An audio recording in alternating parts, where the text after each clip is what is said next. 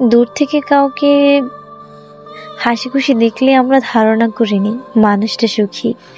প্রকৃতপক্ষে হাসি খুশি থাকা মানুষগুলোর ভিতরটাই সবচেয়ে বেশি ভাঙাচোরা থাকে, তবুও তারা হাসে নিজেকে পরিপাটি দেখাতে, নিজেই নিজের সাহস জোগাতে।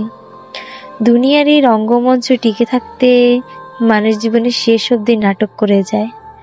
যতটা রং চং মেখে ভালো আছে প্রকাশ করা যায়, মানুষ ততটাই দেখে।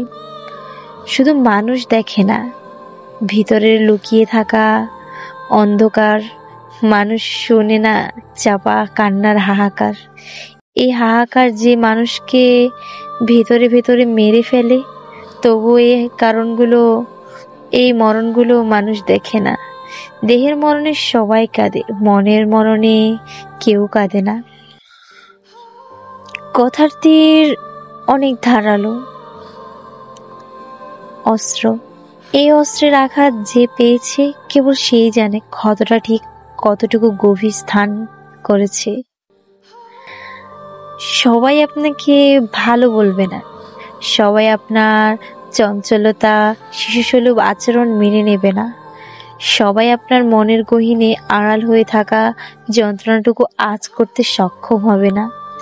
এই পৃথিবীতে মানুষ মানুষকে দোষারোপ করতে সবচাইতে বেশি তৃপ্তি বোধ করে।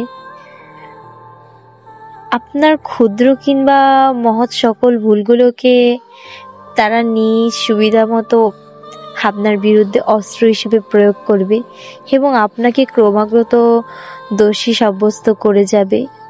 পরিশেষে কোনো অভিযোগ নয়, বরং আফসোস একটাই রয়ে যাবে, সবাই আপনার আপন হবে না, আপনিও সবার আপন হতে পারবেন না।